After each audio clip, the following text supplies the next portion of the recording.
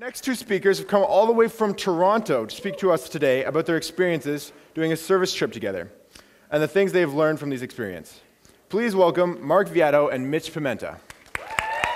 Hey! Not bad, thank you. Not bad, not bad. All right, so how are you guys today? Hope you guys love the speaker so far. Awesome. Great.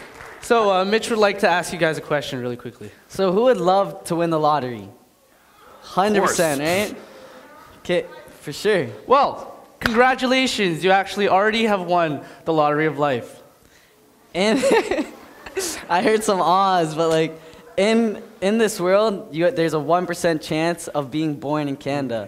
And all of us in this room are lucky enough to be part of that 1%. So that's sort of the thing that we're going to be talking about today.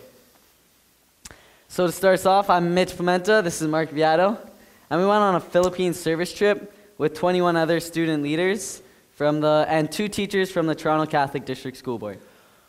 When we went to the Philippines, we each brought a suitcase full of our own donations for the villages that we were going to visit throughout the trip.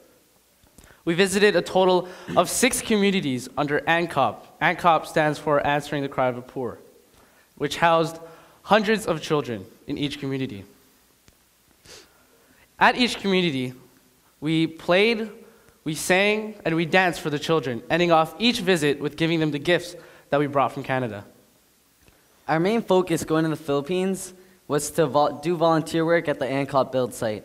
We had 3 main jobs: digging, shoveling gravel, and painting. And we always put 100% of our energy towards building. The community that we went to was so warm and welcoming, it was so hard to leave, and they were just great. In the Philippines, we visited the slums of Manila, called Tondo, just to have an idea of how much poverty has affected the Philippines. This eventually led us to thinking about vast differences in comparing Canada and the Philippines. When we imagined the poverty in the Philippines, we didn't expect it to be anything like it was in Smoky Mountains. The living conditions some of the Filipinos were subjected to put some of our team members to tears. So, in Canada, can we pull up that slide? Next. Living conditions. Yeah, this is actually one of the pictures that we took in Tondo. So, in Canada, there's about 36 million people for a whopping 10 million square kilometers of beautiful, mostly habitable land. But compared to compared to the Philippines, there's almost 100 million people for a landmass of 300 kilometers squared. In Canada, we're lucky enough to get different opportunities to attain a minimum wage job. But in the Philippines, 44% of the population gets only about 80 pesos a day. Does anyone know how much 80 pesos is in Canadian dollars? Guess? How about you? 15 cents. That's really low. Can anyone take another guess? One more guess? Good guess, but it's actually only $2. So 44% of the population in the Philippines only makes $2 a day, which is pretty crazy to support the family and everything. And even crazier is 24% earn $1.25 a day. So even though things are cheaper in the Philippines, 40 pesos is not enough to buy the most basic necessities. So, the TCDSB, or Toronto Catholic District School Board, allows us to be a part of many leadership events. The Catholic Student Leadership Impact Team, also known as CSLIT, which Mitch and I are a part of, provides us with many leadership opportunities where we can be a part of social change. Starting from the community level to the global level, much like our Philippine service trip. At first, we were a little hesitant to go because of the cost of the trip. We had to fundraise $4,000. It's quite a lot. But throughout all the support from our families and friends, we got through it, and we just saw how much our community was willing to give us. Donations ranged from $1 to $2,000. And regardless, any amount, no matter how small it was, meant a lot to us.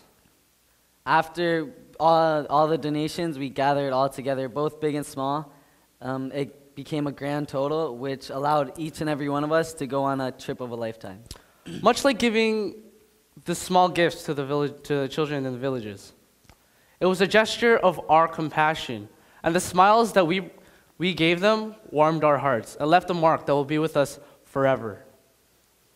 Giving the small gifts to the children may not seem like much to us, but to them, it meant the world.